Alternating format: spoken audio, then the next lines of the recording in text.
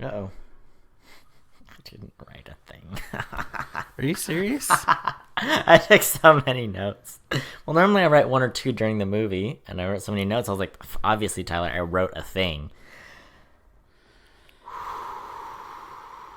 Oh, no, I found it. I'm so proud of you. You found it. You did It's not it. good. It's not good. I wrote it. That's the important thing. Let's do it. Ready? 3, 2. Welcome to Opinion Havers, a movie podcast for people who are 67 years old. I'm Cody. I'm Tyler. Tyler, did you get it? Whoa, where'd you get that? It's in my backpack. Ugh, so good. Tyler, did you get my thing? Yeah, 67. Is it about the Joker comedian? No. It was about the mom, the Silk Spectre mom. And she's like, very obviously a 35-year-old woman with like... Oh, you're talking about the mom from... with like mediocre make... Do you want me to move this for you? There you go. Thank you. You talking about the mom from Spy Kids? Is that who that is? Yes, that is who that is. Anyway, and she's like, I'm 67 years old. And you're like, yeah. Fun fact. Right. Zack Snyder cast those people because he felt it would be easier to make them look Older than old younger. people look young. Yeah, that's true. That's true. Except for I don't know that they James pulled it Dean. off. They were just like, yeah, we're just going to make you older. We're just going to say that you were born in 1918 instead of 1924. Oh yeah. I remember reading about that. No, you Tyler, don't. what do we watch? Thing. Watchmen. Yeah, we did. Who watches the Watchmen? We watch the Watchmen. That would have been a good one to do. Yeah. I failed this. Cody, when are you going to learn that I'm better than you? I will prove to you one day that I am better than me. What? What? So, Cody. Yeah. Your first foray into Zack Snyder films. No. There's something of his I've seen. Probably. Well, didn't you see, I thought you'd seen a bunch of his movies, but in reality, haven't you seen Batman vs. Superman? Is this my first Zack Snyder movie? I thought you'd seen that because you were like, that's not as bad as people thought, or something like that. Nope, I definitely haven't seen any of those DC movies. Is this your first? My first Zack Have Snyder? I popped the Snyder cherry? Ugh. Yeah. Ugh. It is exactly as pleasant sounding as it is. We're talking ones he's directed, right? Yes. Out of the movies he's directed, this is the first one I've seen. But to be fair, I've seen bits of almost all of his movies. So that's something. Yeah, I've established... seen like 10 minutes of Dawn of the Dead. I've seen like 25 minutes of 300. Don't give yourself that extra 5 I've minutes. seen the trailer for Legend of the Guardians, The Owls of Ga'Hoole. He did that movie? I've listened to By How Did far. This Get Made on Sucker Punch. Owls of Ga'Hoole. I saw a solid 6 minutes of Man of Steel. The Owls movie? Actually pretty good. Really? Yeah. I'd I'd recommend things it. about it. It's a good one. Anyway, yeah, my first Zack Snyder movie. We did it. He made the Owls of Ga'Hoole? It's the same thing like when I found out Eli Roth did The House with Clocks on its Walls. I was like, a bit? But what other movies has he really done, you know? Eli Roth? Yeah. He did the Hostel. Mm-hmm. 1 and 2, probably. Mm-hmm. Something like Insidious or something dumb. Yeah. So, yeah. Cody, my maiden voyage on the Zack Snyder boat. Let me tell you, it doesn't get better than this. This is the best one, you think? I don't know. It's a good one. I mean, out of everything I've seen of all of his movies, I think I could see this being his best one. I've heard a lot of people think that this is his best one, but a lot of people also think that the Earth is flat. How many people think the Earth is flat, would you guess? Let's say there's 7 billion people on the Earth. Vamp, give me a vamp for me. Vamp. What? You're not vamping. Vamp. Yeah. What? Go. In all the age of time, since the dawn of mankind. I'm on the Flat Earth Society Facebook page. 196,691 people have liked it. Okay, that's pretty good. It's a good following. It's almost as many people as follow this podcast. If you're a flat earther, let's go through their tweet us. top 11 fans. Gregory Russ. Oh, he's a listener. Monte Mayor. Oh, her sister's a listener. That's a guy. Yeah. Yep. Quinn O'Brien, and then it doesn't show me the rest of them, but they've been the top fans for 3 weeks. They're Most recent to the cause. post, February 4th. No, that's the pinned post. Most recent post was on March 5th. Dating the podcast here. More shoddy journalism, taking a forum post made by a round earther in 2012, Dan Broadbent, at a science enthusiast, makes the conclusion that flat earthers believe in a torus-shaped earth, and it's a donut. A dangerously insane. I just wonder, which planet is the cup of coffee the Earth donut is going to be dunked into? Mars. Wow, you clapped right back with that. You're ready. Yeah. You've thought about this. When you think about a standard cup of coffee, right? You get your Starbucks, is it 16 ounce, right? You get that nice bit of Venti or whatever. Venti's 20. 20. But, you take your standard There's cup the size. Grande, I think, is your 16. Yeah. So we'll say that's a standard. It's not. Everybody goes for the Venti. Let's be real. You take a donut, they're roughly the same volume. Mm-hmm. A donut and a 16-ounce coffee are the same volume? Roughly. They go together. Right. So if you got 16 ounces of coffee, I'll get you through one regular donut. Yeah. And vice versa. How many donuts are you using? How many donuts are you using on that coffee? I'm using 1 1/3, which is a problem because then I got 2/3 of donut and I don't know what to do. So what with you're that. saying would be it would make more sense if. So what we need to do is make Mars the donut and Earth the coffee, because then they will be proportionally accurate based on your numbers. Yes, yes, Professor. That's what I'm saying. Okay. Because Mars, if you didn't know, 1/6 or not 1/6, it's what is it? 0.6, 60%, right? The mass of Earth. It would make sense if Earth was the coffee because Earth is mostly liquid. There's so much water on Earth. And It'd coffee. be easier to make it into. People on Earth drink a lot more coffee than people on Mars. As far as we know. As far as we know. As far as the government has allowed us to. The red mole people of Mars might disagree with us, but until they make contact. Richard Nixon had the opportunity to tell us all about it, and he chose instead to spy on the Democrats. Yes. Watergate. I honestly forgot what party. Nixon. Yeah. I was like, what party? I'm like, that's a dumb question. Of course, yes, it's the Democrats. It's the Democratic. Yes. Hold, please. There we go. I wanted to make sure. I think I moved the cord a little bit with my foot. Yeah, you did. So, Tyler, I think, if I'm not mistaken, I think it's my turn to give us the rundown of this movie. Tell me, how many times are you going to reference the Flat Earth Society? I wasn't going to do any, but if you need it... it's whatever, I just don't want you making my choices for me. I mean, if you're happy letting the lizard men tell you what's what, that's fine. The year is 1980-something, probably. 85. 1985, definitely. The universe is parallel. Things are similar, but a little bit different. History's taken a little different turn.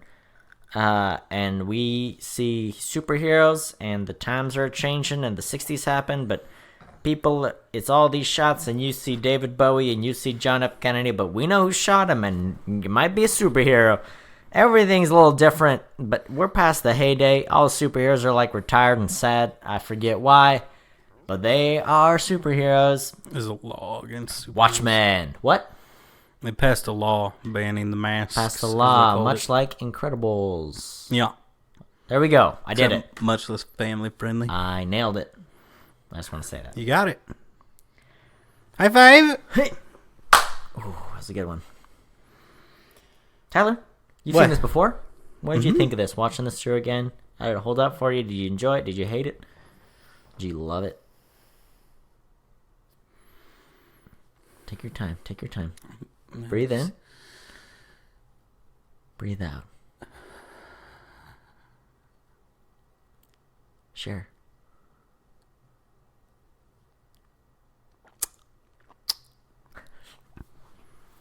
Upon a second viewing of the Watchmen film,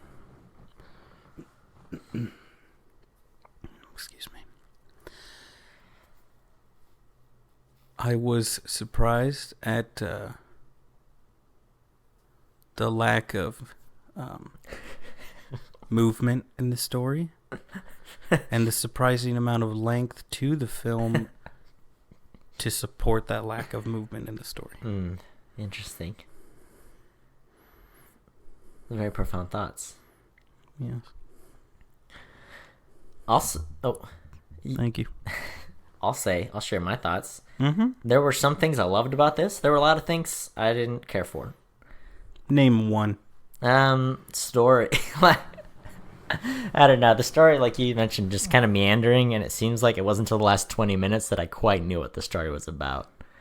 But there were some really cool characters, and I think there was a lot of quality to the production. Oh. So much. It was a very ambitious film. So ambitious, so long, so many effects needed to happen. Really almost like it could have been 3 movies. Testing the limits of 2009's capabilities. Some of the effects held up. Some of them did not. Yep. There's one effect in particular that I will, when we get to the point, I will call out, and I'm interested to know if you noticed it. Little teaser, little foreshadowing. So not really. It's just teasing what's happening. See this? Yeah. Oh, you crushed your can. Like a you know what I'm superhero. amazed by? I'm looking like a super.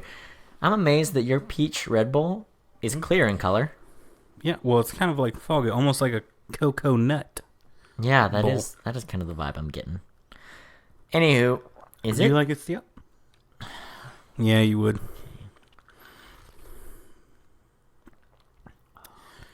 Is it peachy? Oh, it's good. Yeah, it is. Yeah, it is. That's nice. Tyler, did you give us the teaser of your effect? I can't recall. I was really distracted by how strong you were crushing that can. No, I was just saying that would be saying I was going to bring it up as a teaser. Well, I think it might be time. It's time. Touch me. Take me there, Tyler. I will channel the cosmic energy through my flaccid penis.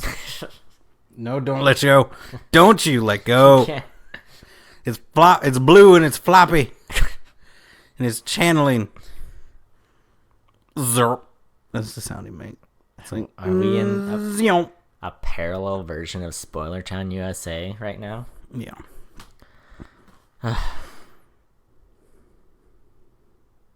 I was confused because I don't know why. In my mind, I thought that this was a classic graphic novel from like the 50s. No. I even read the first 3 pages of the graphic novel, and I was like, this looks like it's from 1954. And so in my mind... It's based in the 80s. Hey, hold on. Don't judge me. I I'm don't know judging. when the first 3 pages of Watchmen took... Because the beginning of this movie, it's going through the 50s, the 60s, up to the 80s. You're talking about the beginning All these sequence events. that's like a bunch of stills. So anyway, point is, I don't know why in my mind I thought that. So then when everything was happening, I was like, oh, did they just update this to modern times? And they were like, anyway, So go ahead. I was so confused. Anyway, then I found out this was made in 86 and it took place in 85. And I was like, well, that makes more sense than the thing I was thinking. Mm-hmm. Oh, Tyler. Would you do? What do you think the feelings of the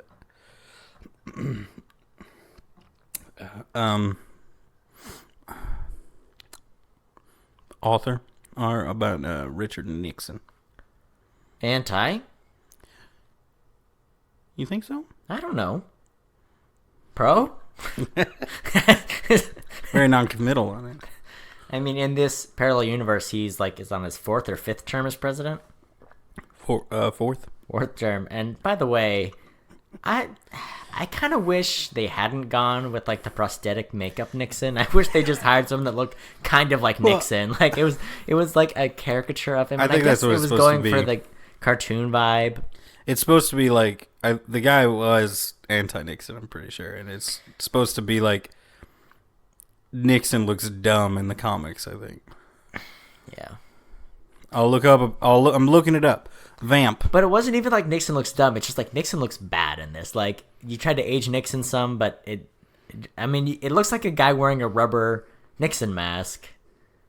I don't know. I mean, it was more just a rubber Nixon nose. This movie was weird because you could tell it was like, oh, we're R-rated comic book movie, which is like, this has to be like the first of its kind, right? Except for maybe like Sin City.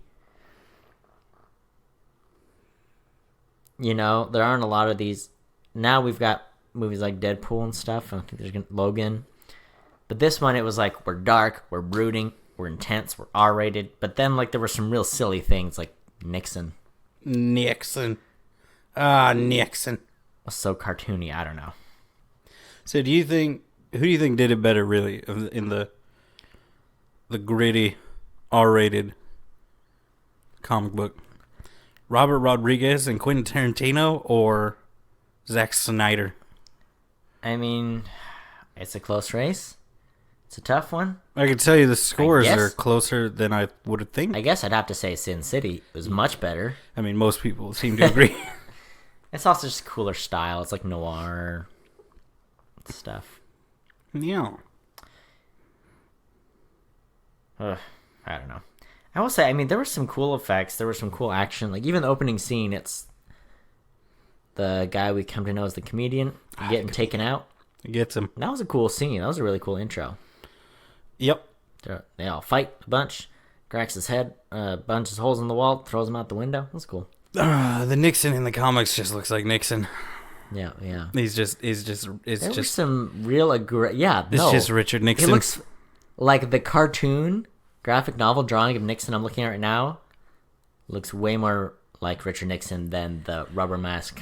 Here's what it looks like. It's like version. they looked at this picture and they're like, oh, so that's the tip of his nose. So we just got to take like a ball and glue it on the end there and then just kind of use Play-Doh to... It flaps. It flaps while he's talking. It moves.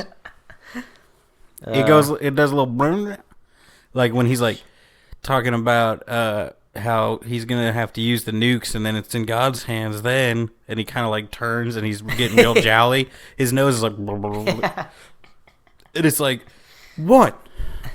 Nixon, very jolly man. Mm-hmm. He did a lot of... This guy, he just kind of took to his teeth. He's like, I'm just, there's a higher power than mine. That's... Nixon talked with his jowls. You're talking with the teeth. Mm-hmm. I feel like there's been several fantastic portrayals of Richard Nixon. And they did not nail it. Yeah, it's one of those things where I was like, if you're going to be the hardcore movie, go hardcore movie. If you're going to be the crazy old stuff comic book, be that. But you can't, it's hard to be both. And there were some scenes where I was like... I don't think they were trying to be funny with that, though. I think they just did a bad job. Who did it? Because I'm pretty sure it's like, it's not like some no-name actor. It's like, they're like, oh, we're going to get this guy to do it. And he did a bad job. I would have done a better job. I'm throwing it down. On the makeup? No, acting, as Nixon. Nixon acting. I would have been a better Richard Nixon. I could have been jolly. I know you could be. Robert... Okay, so here's the thing that kills me, though, is if you look at Robert Wyston, right? The actor who plays Nixon. I mean, you could have just put him in there. Yeah, you could have. You don't have to do anything to him. Why did you give him 4 hours of makeup? That, like, look him up, okay? Look him up. Like, he doesn't look exactly like Richard Nixon. but it's a movie. Oh my gosh. I'm looking at the nose right now. It's very aggressive. And the guy, he's just, like he could pass for him as a, like in a movie setting. Like this was. Yeah. Oh, here we go.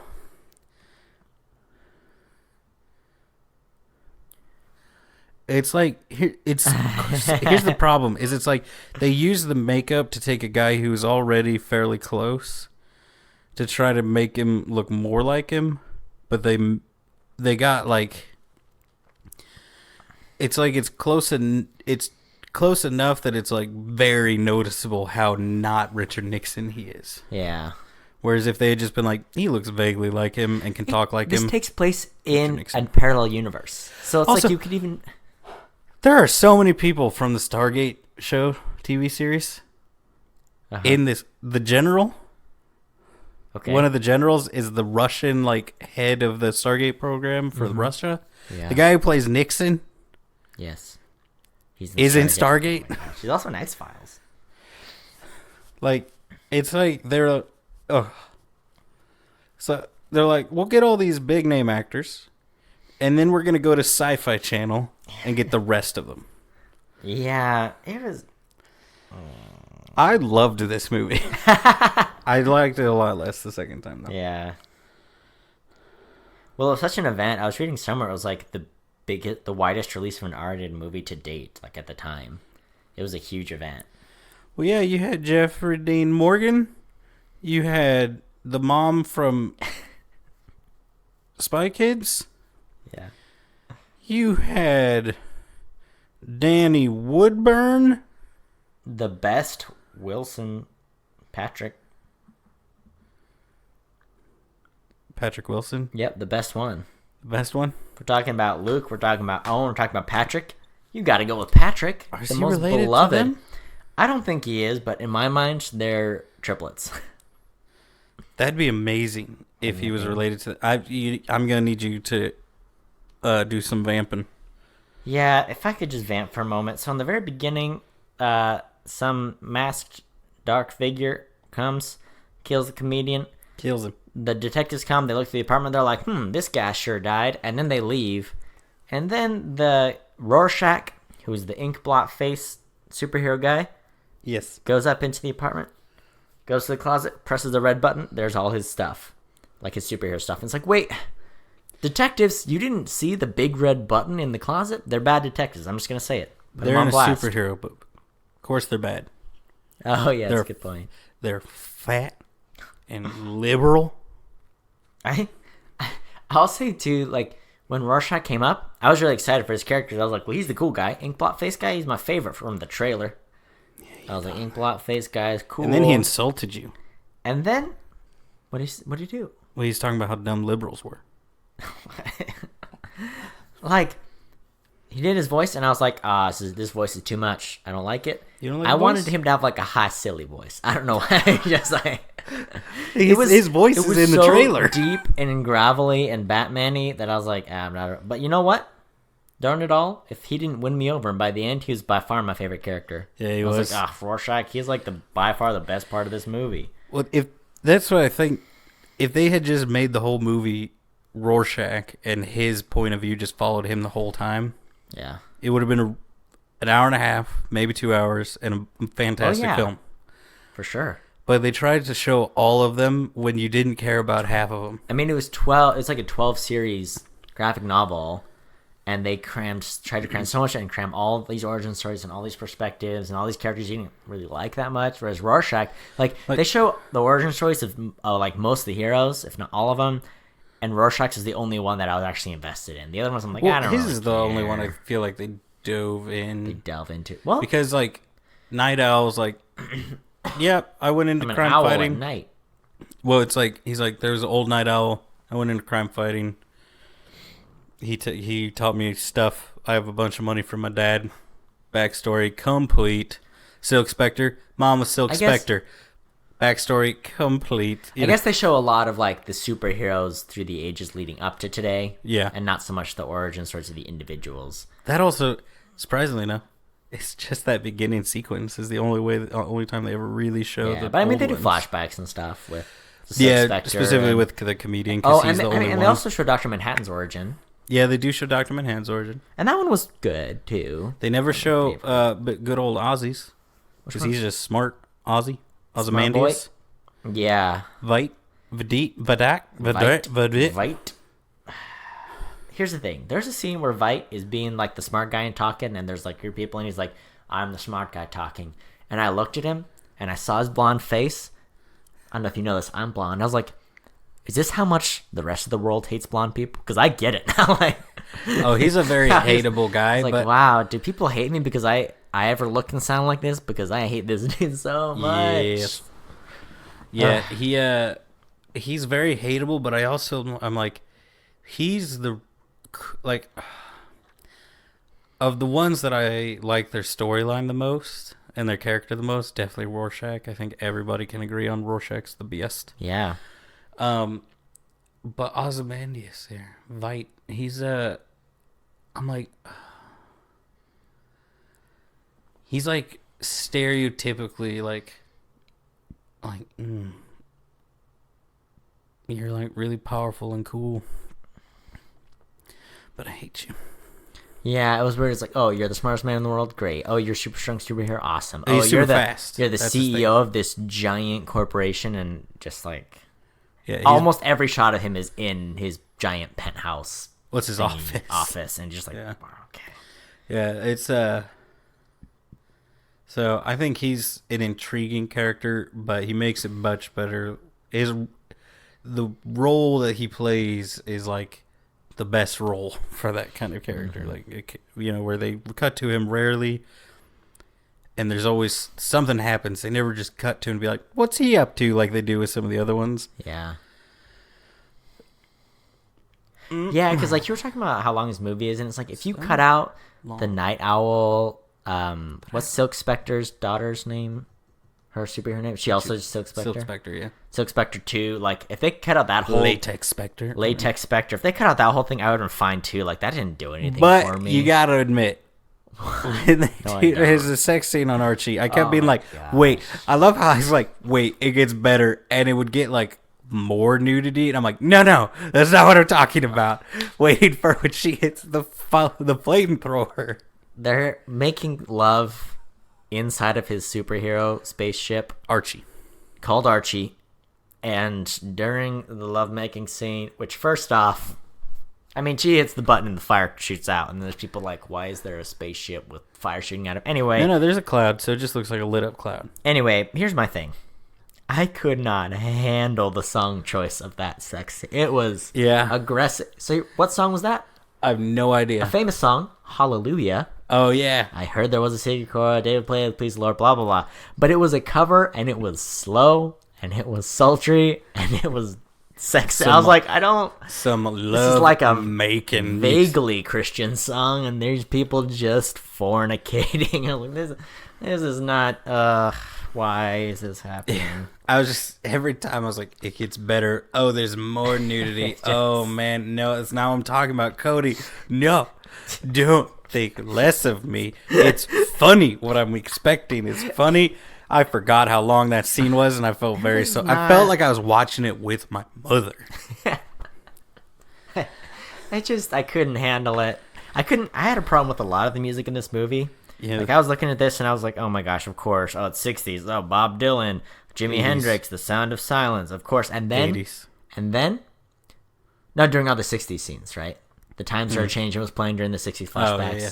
Anyway, point is, and you're right, it jumps to the 80s, and that's when they're doing Sound of Silence. And I was just like, these, of course. And then I looked it up, and guess what? They picked those songs because they're specifically referenced in the graphic novel. So that makes sense. But that's when I realized this movie, it is the Forrest Gump of superhero movies. It's too long and goes nowhere? No, it takes history and is like, yeah, but what if Forrest Gump was there? You know, like all these like moments in the 60s and whatever, and they'll change it. I was like, this is just the Forrest Gump of...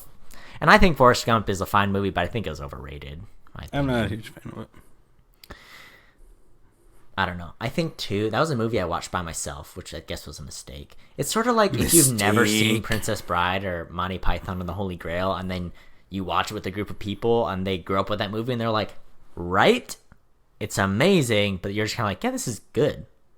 Yeah. I would also say those movies are better than Forrest Gump, but Oh yeah. anyway, You want to talk about overrated film though? Princess Bride. it's one of those things where like this is just like a fun family movie, but people paint it to be like classic cinema.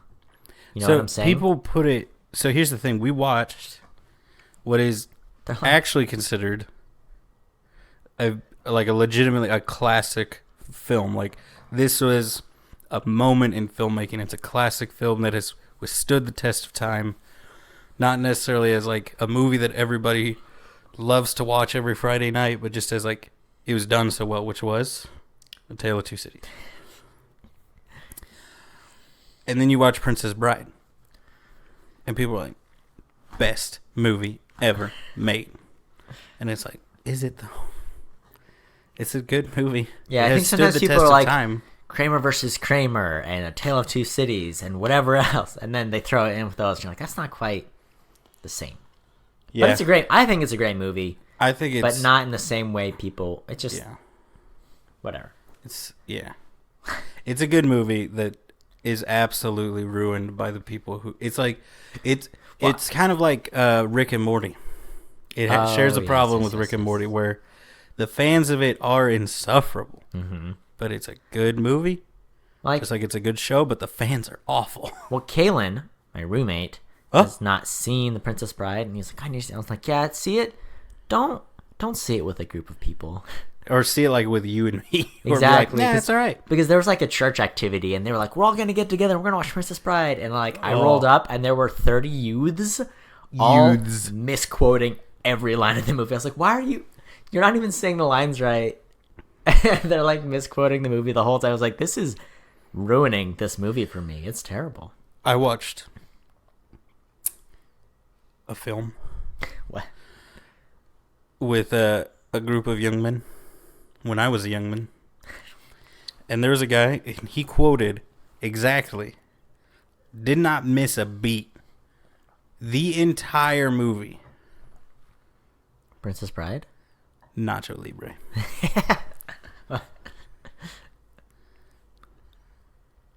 Of all the movies to memorize in the world. And I was just like, this is annoying but impressive. Wow, that is a skill. He did not get a single thing wrong. He corrected the movie.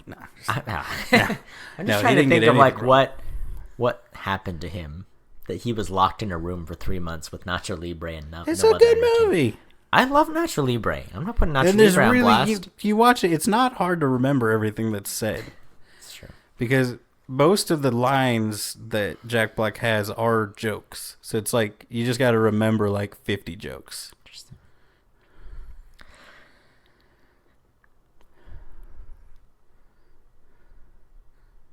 Here's my question. Mm-hmm.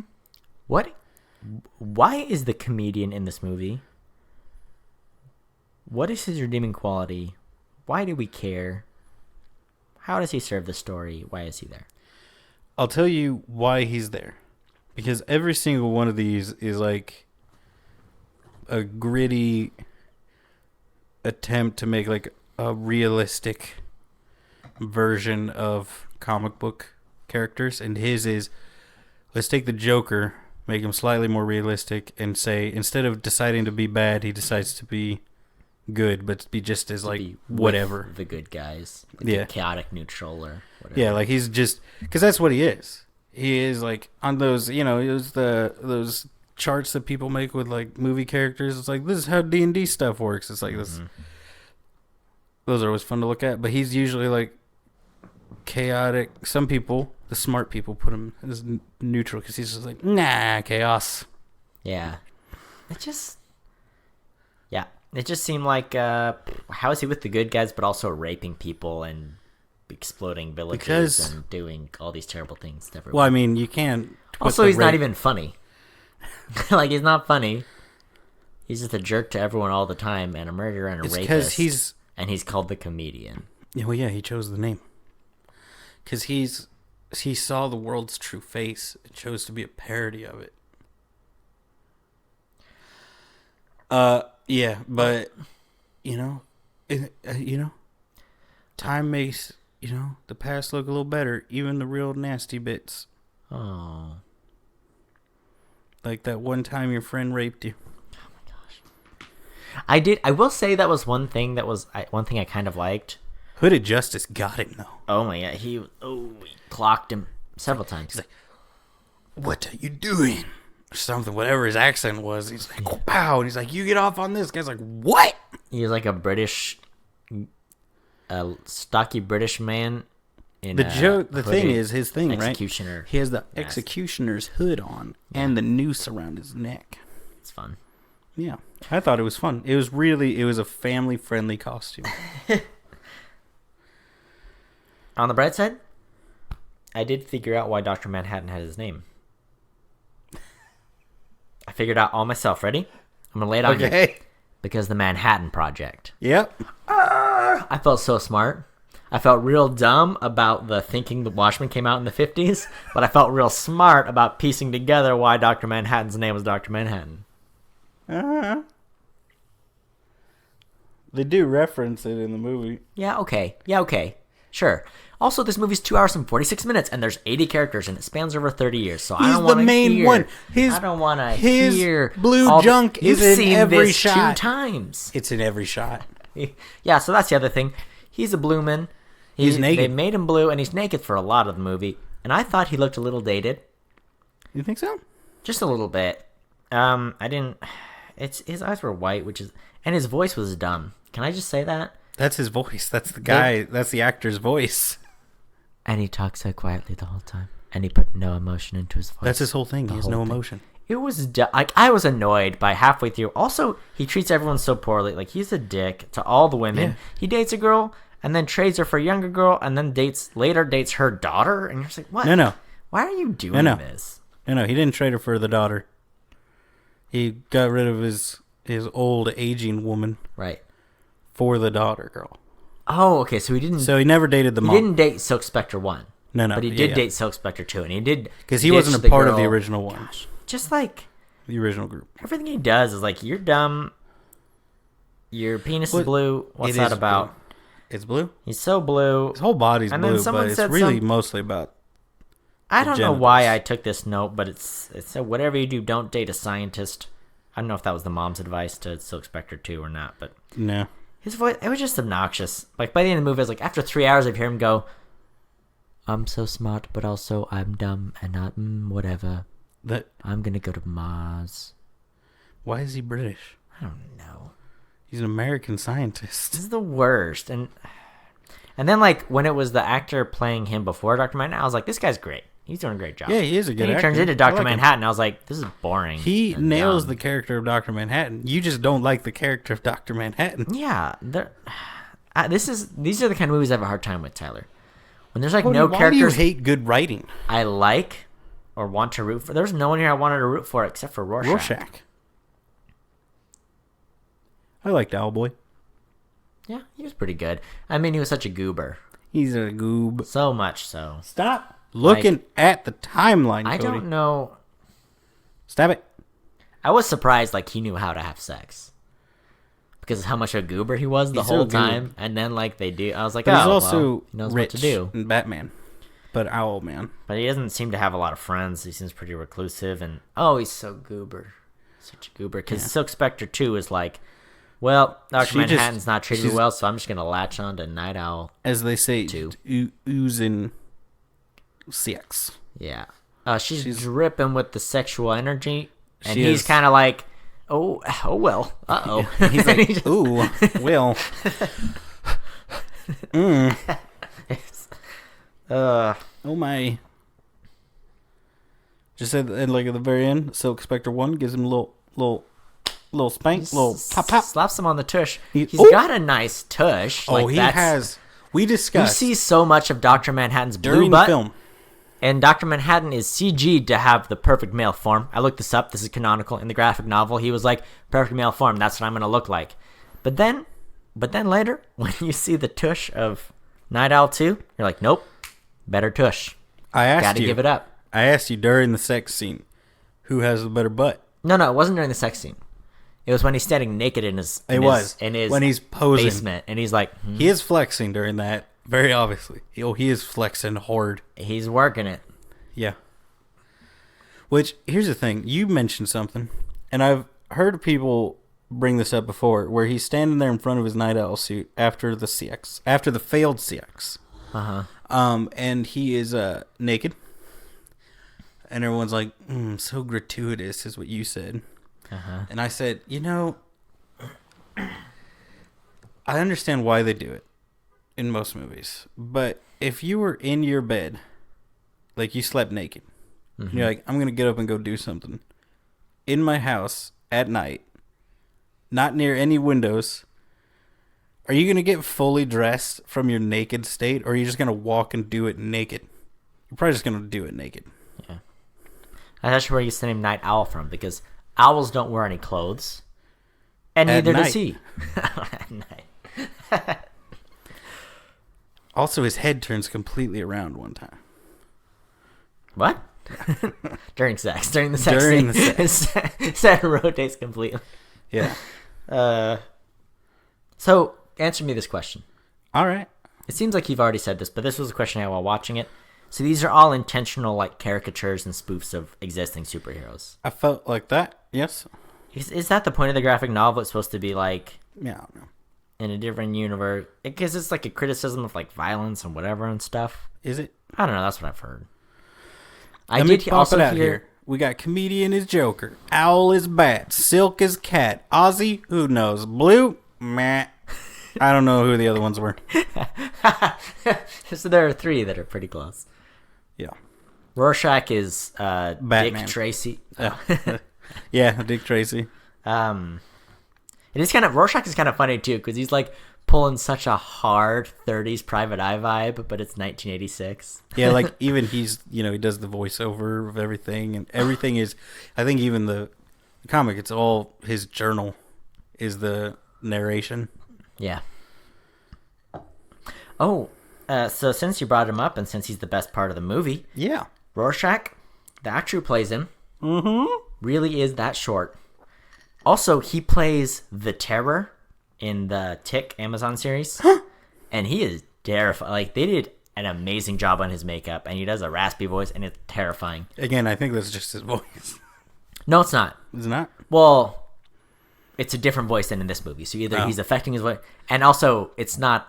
That's no one's natural voice is that, unless they smoke 12 packs of cigarettes a day and are 80 years old. Anyway, point is, I was trying to figure out who this guy was, and I was like, oh yeah, he's Oscar nominated, or did he win?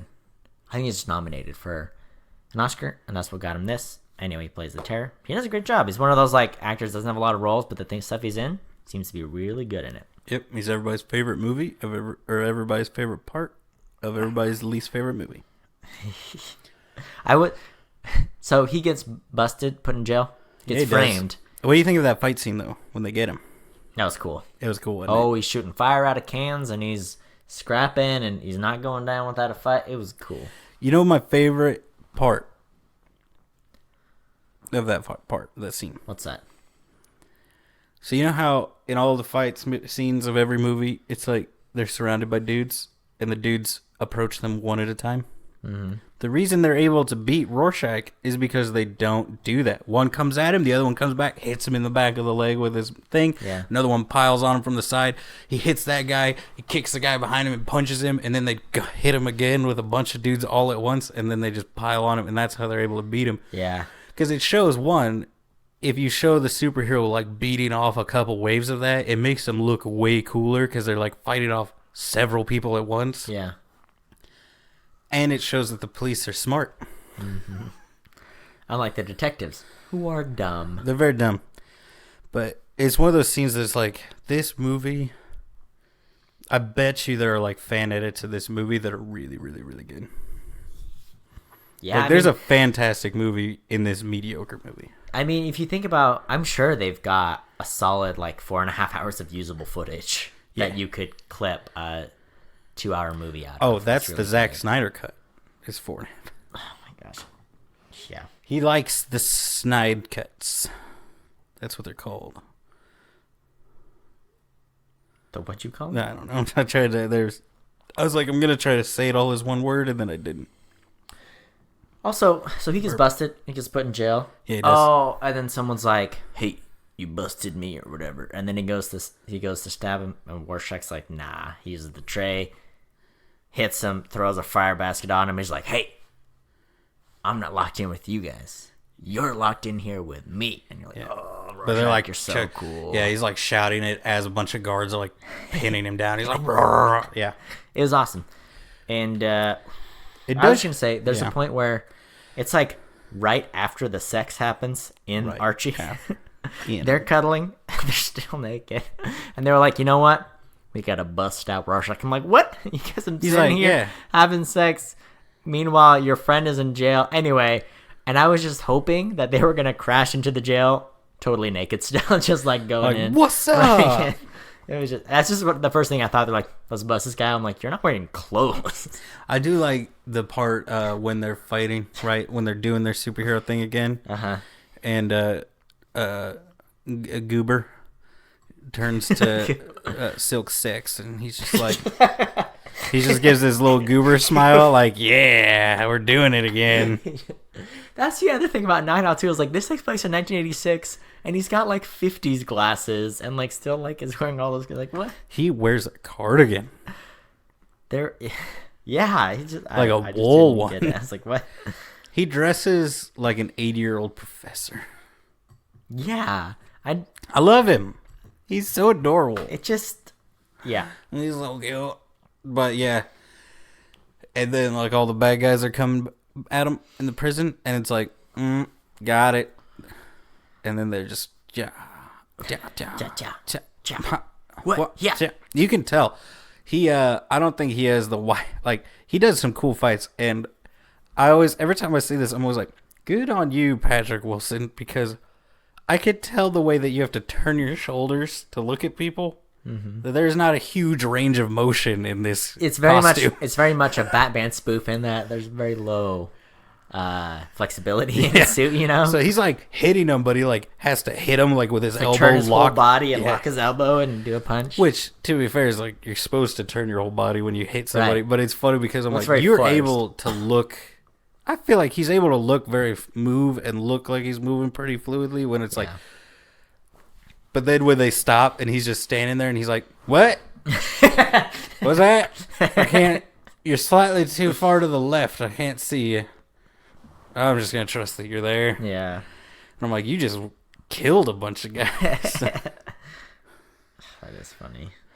So I am impressed with that, you know. So it's like, Also, I love how I almost mentioned it during the film, but I controlled myself to see. He plays Aquaman's brother in the Aquaman movie. And you didn't notice and that blew my mind. As soon as you said that, I was like, makes so much sense. But I waited because you said something like at the beginning of the movie where you were like, oh, what else is he in? But you said it like under your breath. And I'm like, oh, it's going to be killing him the whole movie. I'm thinking that's why you don't like Night Owl, because every time he came on, you're like, what are you? What are you? But yeah, that's what he is in. And he also does a fantastic job in that movie, in my opinion. Yeah, so good. He did well. I liked him. Yeah, I was reading up on this movie, and pretty much, I mean, a lot of actors kind of have this story with this movie, but they offered him the role, or they mentioned it to him, and he was like, I don't know. And he asked one of his friends who is a comic book buff. I was like, have you heard about this Watchmen thing? His friend was like, don't ask any questions, accept the role. Yes. And he was like, okay, well, I guess. And so he took it, but yeah. I don't know. I want to get more into making this movie, but I want to kind of wrap up my thoughts on the story. The F? Is there a baby in here? What is happening? I think Kalen was just waking up from his nap. Oh. That makes sense. That does make sense, yeah. I wrote this note. Parents need to do a better job at not arguing in front of their children. Because it happens twice in this movie. You talked about this? It's like the exact same set, dude. And it's like Rorschach when he was a kid, and then Silk Spectre too when she was a kid. But it's just like both their parents are like shouting at each other for something, and they're shouting about the kid, and then they turn and the kid's like, hey, what's going on? And they're like, you get out of here. It's like, you're the one shouting in your very small apartment with the door open. Rorschach's parents were not arguing. She was doing her job as a prostitute. Sex worker. And he was like, Mom, is he hurting you? And the guy was like, you brought a... What? And then she smacked him. Oh, yeah. And then Sylvester Spectre's mom is caught being like, I should have had that abortion. Yeah. And then little baby Spectre she was like, huh? Who's? And then she just sits on her bed like, And I'm like, nah, it's not. You never want to get caught saying that. I just thought it was funny. They're like, we'll just use the same set. Let's just turn it over. Well, they made it slightly darker for the hooker house. Yeah, they did. Okay. Can we talk about the end of this movie? Are you going to talk about the cat? Honestly, okay, and you know I am. Yes. The end might be like Rorschach's part and the end are probably my favorite parts of this movie. Almost like if that was the whole movie. Like if they had trimmed out 40 minutes of fat and just like led with that plot. Yeah. Because you don't know what the plot is until the last 20 or 30 minutes. You're like, oh, this is what's been going on. Yeah, the plot is supposed to be that somebody's killing superheroes, but I feel like they cut out a bunch of other superheroes. They just killed the comedian. And yeah, so it was like, well, one superhero died for sure, but we all hate him anyway because he's the worst. Yeah. Who else did they kill? Nobody. Anyway, so they tried to kill Vite. And they framed Rorschach and threw him in jail, but I don't know if that was even... No, they didn't try to kill Vite. That was staged. Because Vite tried to kill Vite. Turns out Vite's the bad guy. Ozymandias. Which makes sense. So they go into his lair. Which is like a pyramid in Antarctica, or what's that about? It's at Karnak is the name of the place. He has named it Karnak. It's a new Karnak. They roll up. It's his science facility. 2 questions. One, we roll up. He's watching 50 televisions. My question to you, why? Here's the thing. Why does he have a giant 50 TV sets on the wall? What is, as the smartest man in the world, what is he getting out of watching 50 televisions, some of which are cartoons, some of which are pornography? What is he getting out of First thing I noticed was the Looney Tunes. You noticed the Looney Tunes. And then I heard you go, the Stag film. My. I was like, what? Why? Tyler, why is he watching 50 televisions? Well, later it comes up again because he has all the news on it. So that's the thing is it does come up again. No, but I'm saying, yeah, he could be watching it for the news. Why are there cartoons and pornography also? I think he's just waiting. I think the whole purpose of it is to establish that they exist as those TVs are a thing, so that later when he turns them on, everyone's not like, where'd those come from? Also, then they're like, he's watching TV. We sneak up on him, and he's like, no, I'm not really watching TV. I'm listening for you. Yeah. So, I mean, that was great. Now, let's talk about the kitty cat. Talk about the cat. So, he's got a kitty cat. He does. It's like a small tiger mixed with an ocelot with a giant pointers on top of his head. I thought that was a weird touch. I think it's probably supposed to be some Egyptian thing, because he's all about Egypt. It seemed like... But don't they just like cats or jackals? I would like a cat or a jackal. I'd be like, yeah, but then it was like a mythological thing. So it was just, for me, it was like, we've established this is just a parallel version of our universe. There's superheroes, there's whatever. It's a lynx. But then there's like but the giant thing on its, that's what it was weird. And it was computer generated. If it looked more like a real cat, I'd be like, okay, well, that's fine. But it was very obviously, it just didn't make sense. It was like, why is there a mystical kitty cat running around here? We've never seen any other mystical animals. It was weird. And it didn't do anything. Here's the thing. The question that came up when I searched Watchmen cat is, what happened to the cat? Uh-huh.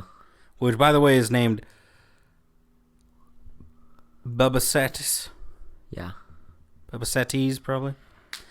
But it's a genetically engineered lynx. Yep. Okay.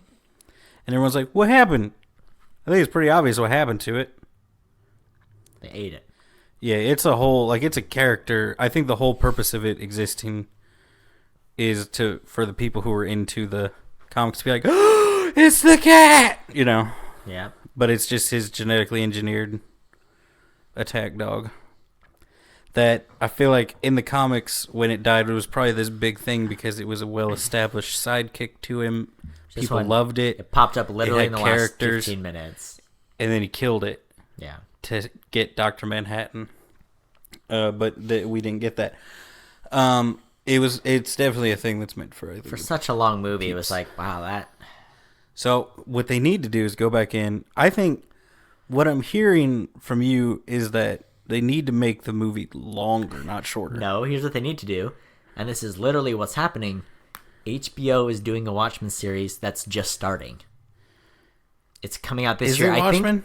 It is. I looked it up because, I looked it up, and it's starting this year. Watchmen series. And so it's probably going to be like 10 parts. It'll probably delve much more into it. It'll probably have more of the feel that you would expect it to have and not be quite as cartoony, more gritty, HBO-y. Anyway, it'll probably be great.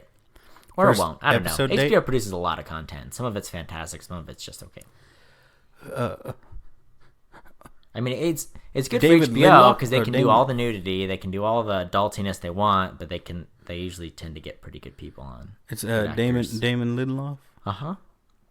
Keep going. No, all right. He's writing and producing it. Yeah. What else has he done? Mm-hmm. Cool. I expected you to know his name. I expected you to go, Dave? David. You mean Davey? Damon, actually. Oh. But I got you with the David. Damon. Tell me. Oh, thank you. What else has he done? Let's see. Created by Damon. He's at Comic-Con in San Diego. Career. He did some Lost episodes. Oh, wow. You're on Wikipedia. He did Ultimate Wolverine versus Hulk. Oh, comic book guy.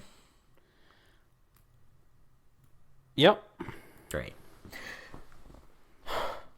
So, I do... Cowboys and Aliens. I didn't... Oh, okay, well... He co-wrote Prometheus. Okay, there's something. He co-wrote Tomorrowland. Once Upon a Time. So, here's the thing about the end of this movie. The Leftovers.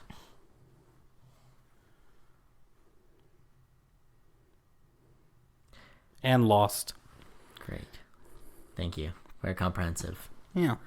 Thing about the end of this movie, I feel weird saying that I didn't think this movie was very well written, because this is like a famously well written graphic novel.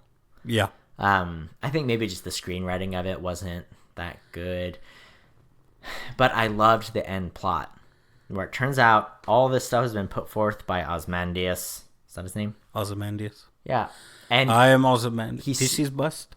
Yes. They said, I am Ozymandias, King of Kings, behold my works. That's and fun. Tremble. I just liked the whole point of this is that he stages this big attack by Dr. Manhattan to look like it's done by Dr. Manhattan, so that the United States and the Soviet Union will end the Cold War and there will be peace in the world. I'm like, oh, so it's this really twisted thing this supervillain guy does to save the world. It was really interesting.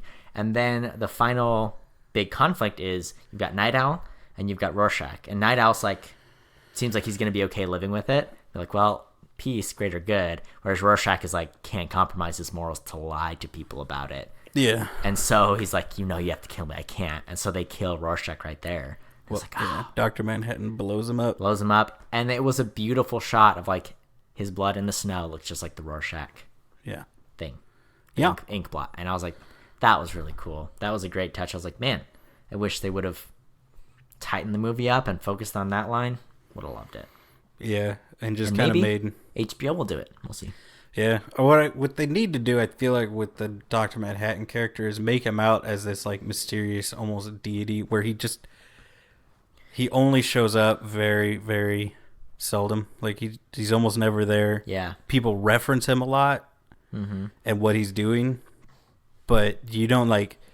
There's no internal monologue by him or anything. He's just like this. You saw so much of his character and you're like, oh, you're like a god thing, except that you don't feel, but you do, but also you're a jerk to everyone. And so it's like everyone's so beneath where he is that he's just like he says in that interview where they're like, your friend died. How do you feel about that? And he's like, a live human body and a dead human body have the same number of particles. Structurally, there's no difference. Yeah. Which I think is cool how that and Silk Spectre Night Owl killing a bunch of gangsters is happening, like switching in between those two. Yeah. I don't know. It was a weird choice, but I liked it for some reason. Yeah. It's weird because there were a lot of good parts about this movie. Yeah. As a like, whole, I liked how they made out, like, Dr. Manhattan is literally, like, he is capable of, like, he could, like, restructure a planet, or even references at the very end, like, he might make some life and, like, literally be, like, a godlike character. Yeah. And Ozymandias Vite talking about how he understands him and can read his facial twitches, and like how they make these two guys out to be so similar, and one is like he's becoming incapable of understanding humans, and the other one is just a very smart human, and how they're so similar in the way they are and how the way they look at the world. Yeah. But we didn't focus on that. We focused on the sex scene in in this super ship. They arrive together like lovers, and she hits that flamethrower, which is the most gratuitously like on the nose moment of any movie ever, and I love it.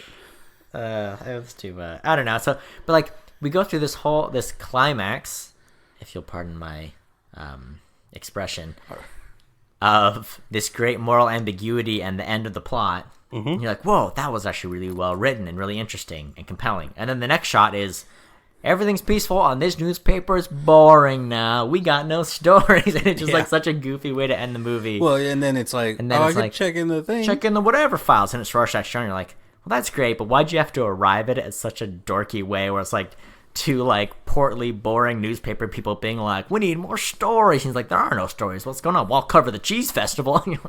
It was just dumb. I was like, that undercut everything you built to.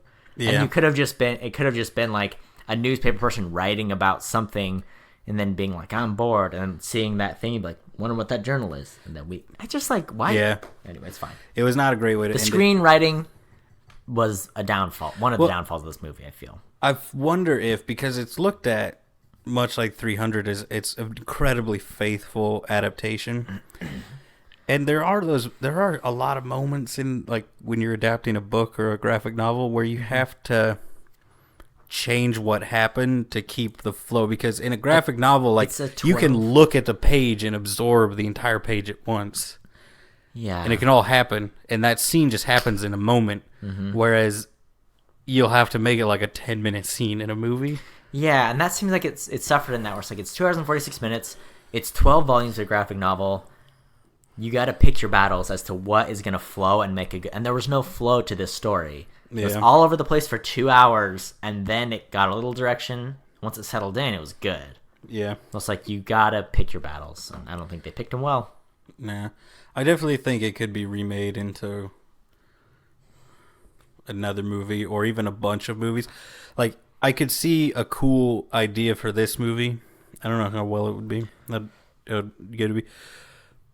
But I like the idea of it, of having like 3 movies and release them all at once, and they're different heroes on this group. That'd be interesting. Because you couldn't do a trilogy, I feel like, because they would be like the first 2 movies would be super boring. Yeah, but it'd be cool to have this is Rorschach's. It's the same problem with like splitting Harry Potter 7 into 2 movies, where the first movie like doesn't have a climax or a third act. But if you release them as separate stories, you might be able to do it. That'd be interesting. Yeah. I guess it just goes back to the series thing. If you did it as a miniseries like HBO is doing, you could kind of pull that off more. Yeah. It'd be the same way like if you watch the Daredevil series, like each episode or 2 kind of have its own little arc and battles, but then there's questions at the end of each episode that build up to the main story. Yeah, so it's like you have things... Which is what they tried to do, but it doesn't work in a 2 hour and 46 movie format with all those characters, and you don't go quite deep enough into anything, and it doesn't quite tie together enough. That's it. Now, the question is, do you want to hear my fun facts about this movie? Tell me. I looked up so many fun facts. Tell me. I only have a few. Tell me. Fun fact number 1. There are 2 characters that don't use any expletives in the movie. They are... Blue guy. Dr. Manhattan, and Rorschach. Rorschach has some of the best dialogue in this movie and the coolest narratives, and he never swears. Isn't that cool? You hated him. He's such a gritty character and so visceral, but he never swears. I thought that was really interesting. He's a good boy. He's a good boy. He hates the liberals. He's a good rough boy. And he hates everybody. Yeah, he does. I think, well, it is funny because when you first watch it, you know, you're like, oh, he's like super insane, like right wing, hates liberals. And I'm like, I think he just hates the extremists. Well, there's a difference between like liberal politics and liberal like people without morals. You know, what he's saying is like he's like a conservative morally. Yeah. And these people that are liberal morally, yeah, he can't stand it. He like the dirty part of the city and the sinful part of the city, and he doesn't want any part of that. Yeah. You know. But he also hates Nixon and like all that side of it too, like the super crooked people in power. That. So it's interesting. It's like, you know, when you first watch it, you're like, oh, this is just like a super conservative, like whatever, and then it's like, I think he just hates, like, he's in this zone of like what people like he thinks people should be like, and everybody who's outside of that, he's like, you're awful. I hate you. I'm gonna kill you. Yeah, that's interesting. But he's a good old boy. Ever since this came out in 1986, the comic book, right? They've been talking about adapting this into film. It's difficult. And it is very ambitious. And in the early 90s, they offered it to one director, and he was like, it's going to be hard as a film. Tell you what, we could do it as a 5-hour miniseries at a cost of like $1 million per page. And the studio was like, no. Because that's like a lot of money. $300 million basically is what he's estimating it's going to cost. I think if they poured the money into it, I think it would make its money back very easily right now. People are into the comic books, and it's like the mix of people they need like an epic story to replace Avengers. Well, this is a DC comic, and if you're thinking about the DC universe, you're trying to compete. DC sucks. This could be DC's Daredevil or Defenders. You know how like those were going really well for a little bit. Defenders never. I'm just saying like. When Daredevil came out, it was like, oh, here's a really gritty comic book story told over a series of a season.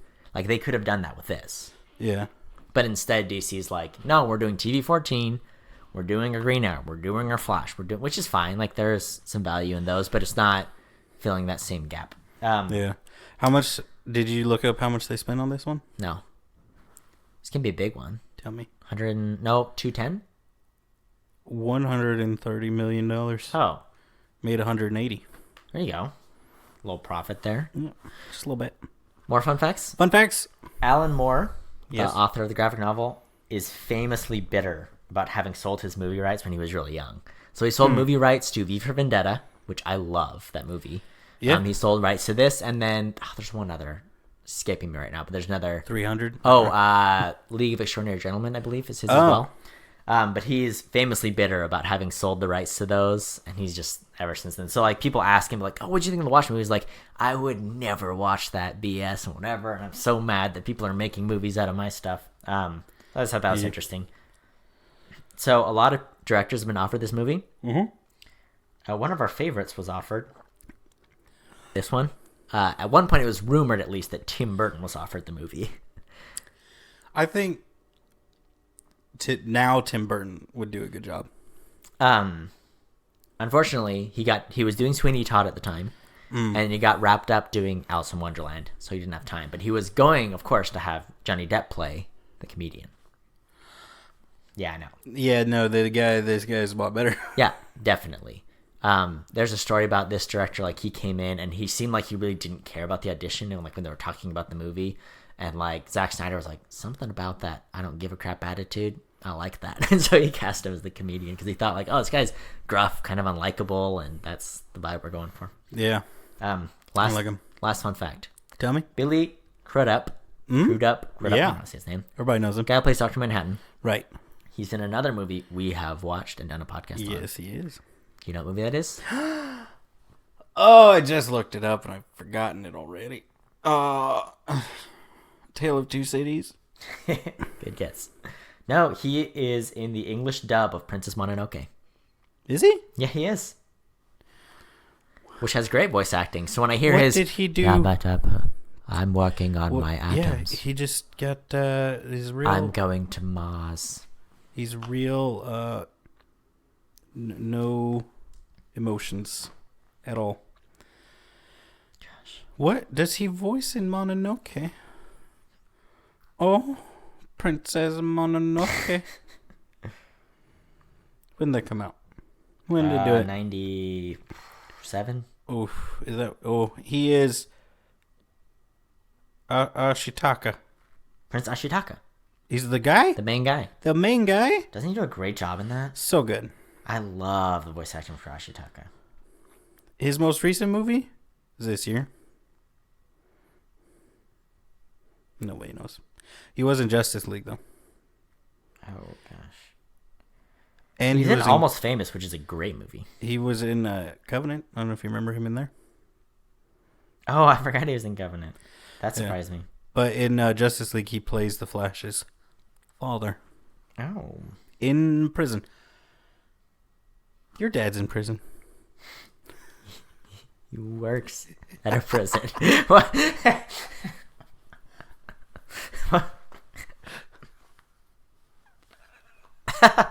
I mean, I'm not wrong. He is in a prison. Maybe not at this moment. Would you recommend this movie? I think it's much better, at least in my opinion, the first watch through. Because knowing where it was going and seeing how long it takes to actually get to what matters to that end point makes it more rough.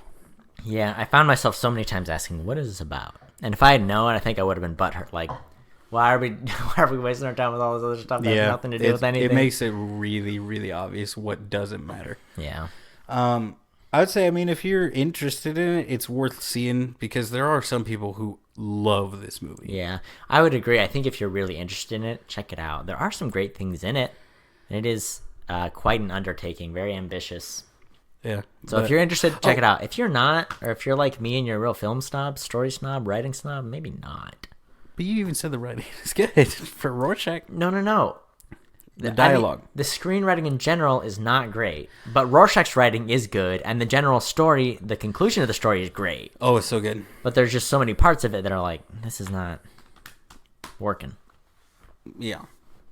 So the thing I wanted to point out was, so instead of getting just a dude to play Kennedy shaking hands with Dr. Manhattan, they Forrest Gumped it. So what they took footage of Kennedy and they put Tom Hanks in it. But did you notice Kennedy's face had that like weird like that World War I documentary by Peter Jackson has? Oh, I didn't realize that. Yeah. Interesting. I was like, he's talking. He gave this whole speech at the beginning of that documentary about how this is like groundbreaking techniques. It's been 10 years, Peter. I mean, it looks a lot better in his documentary than in this, I think. Step it up. Right. Yeah. Yeah, it does look weird. Like, there are a lot of those shots where it's difficult. I would recommend that if anybody's interested in World War I. It's difficult to think of that, like, look at that and be like, that is World War I. That I'm looking. You're talking about They Shall Not Grow Old. They Shall Not Grow Old. Fascinating World War I documentary. They restored old World War I footage. It looks like a reenactment. It looks like they're reenacting stuff. And so you're watching footage that took place in 1917 in color. Yeah. It's really cool. But it's like once your eyes adjust to like that weird like motion that everything has. Yeah. Then it just looks like it. Yeah, it just looks just like the color of it's they brilliant. did it like, oh my god, I've only seen wars this old vibrant. in black and white, but then it's like here it is in color, and it's all smooth. Whereas they're always like, yeah, you know, it's fascinating. It is fascinating. If you were only gonna see one, if you like history, maybe see that. If you wanna see people naked, maybe watch Watchmen. If you want to see those Atlantean buns. A lot of blue buns. Atlantean. I'm talking about Night Owl. They're tight. I know what you're talking about. It's I'm like talking about you blue could buns. detach them. There's so much dimple. Anyway, would you recommend it? if you're interested in it. Okay. Otherwise, it's very long, so maybe not. But if people wanted to recommend to you a better movie than this, Cody, They could simply create a Twitter account. yeah, Tweet me at Opinion Havers. We take recommendations. No one's taking our... So if you don't like the selection of movies we do, does it? It is your fault. It's Yeah. not on me. It's not on Tyler. It's on you. And most of you know Cody personally. That's true. Show up to his house. Tie the movie you want us to watch to a brick. Throw it through his window. None of Actually, my window's already cracked. They just put like a little piece of tape over it, like I wouldn't know. Yeah, they did. I mean, you do me a favor, break my window so they have to replace the whole thing. It's not even real tape. It's like a weird like bonding. felt tape. Yeah, I don't even know what it is. Anyway, yeah. If you're looking to pass this along to someone else, You do the podcast stuff. we got Spotify, we got Apple Podcasts, we got Stitcher, The Google. the Google, anything. Podbean. Everything. Pod Buns. I was about to say the exact same thing. Pod Owl, Night, Cast, all of the ones. Potty. Like Archie gosh. But, until you share us with all your friends and make us millionaires from talking about movies. I'm now depressed. What do they do, Cody? Have opinions. You just watch movies.